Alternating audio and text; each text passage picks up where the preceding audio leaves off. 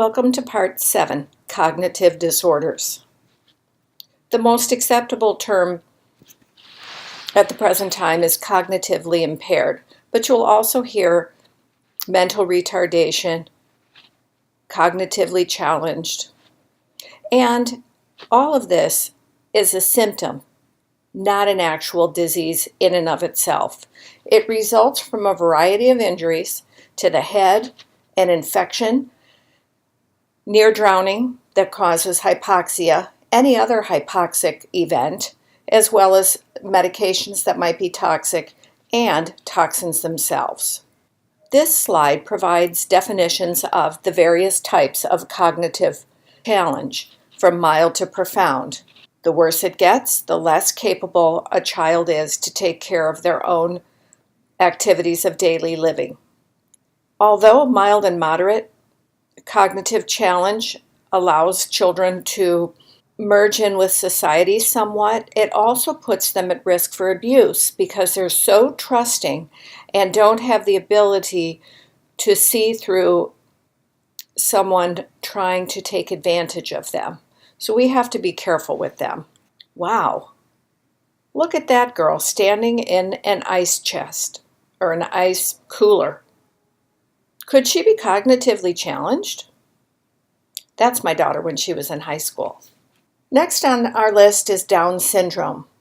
This is a chromosomal anomaly affecting chromosome 21, where instead of having 2 copies of genes, we have 3. The cause is not known, but it is definitely seen with advanced maternal age and pregnancy. And you can see what that split is on what the risk is as the age goes up. Children who have Down syndrome have very characteristic features. They have short heads and a short, broad neck. Their nose is flat and wide. They have an inner epicantral fold. Almost makes them look like they would be of Asian descent, but they're not.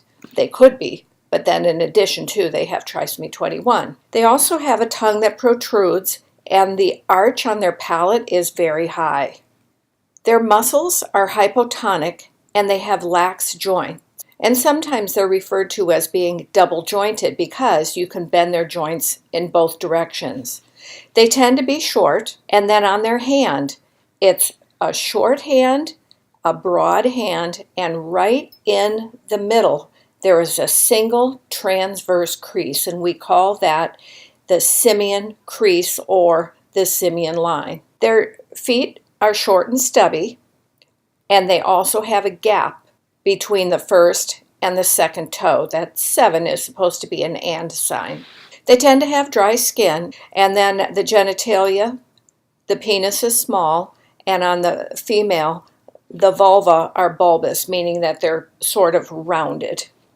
This is what the simian crease looks like, just straight across, and you can see how wide the hand is, and also short fingers. And here are the features in a nutshell. And look at this little guy. Is he cute? Now he's the sibling of these girls. Now they don't look Asian at all, but when you look at his eyes, it almost looks like he could be of Asian descent. There's a wide spectrum of developmental delay. They can be mild to quite severe mental retardation.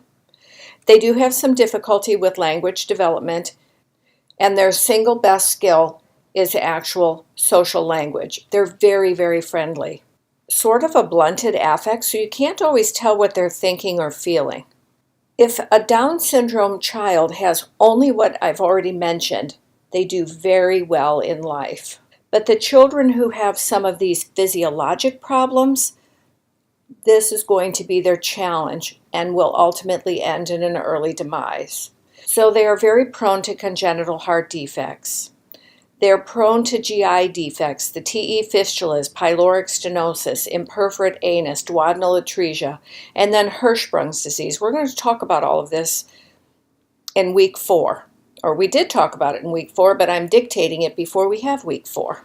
Endocrine problems, there's male infertility, and they have sensitive skin. It can break down easily, and they are prone to have rashes. Other things, they can have some dental issues where their teeth don't erupt at the right time. They have periodontal disease. They can have obstructive sleep apnea. Some can have seizures, but it's not the norm. Now, one of the big things is leukemia. These kids have a very high risk of contracting leukemia. So really, when you think about it, that's just a pulling the bad straw, because they already have so many things that challenge them in their life.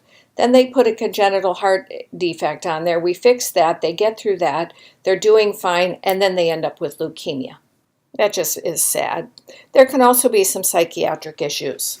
How do we manage a child with Down syndrome? Well, any type of illness that they bring to the table, we have to deal with that as though they were any other child.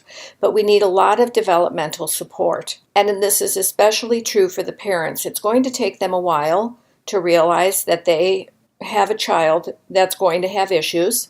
There is a lot of social stigma about Down syndrome, but we can't put them all in the same basket, because they can learn, they can function. We'll get them into OT and PT. What we want to do is maximize this child's potential. We still do developmental testing. We want to see where they're at, and we want them to continue to go as far as they can. There's a variety of community outreach programs that I put in here that are in Orange County as well as in Los Angeles. Now, when you're taking care of a child that has a cognitive impairment, these R's are very important. Routine, repetition, reinforce. Routine, repetition, reinforce. We want to follow their routine as much as we can. We want to repeat what it is we want them to do or what we're asking them about, and then we're going to reinforce the behaviors that we want them to do. And so this is going to be for somebody who has mild to moderate to severe impairment and are profound. There isn't a lot of response that this type of a plan of care would be effective. So this ends the lecture about cognitive disorders.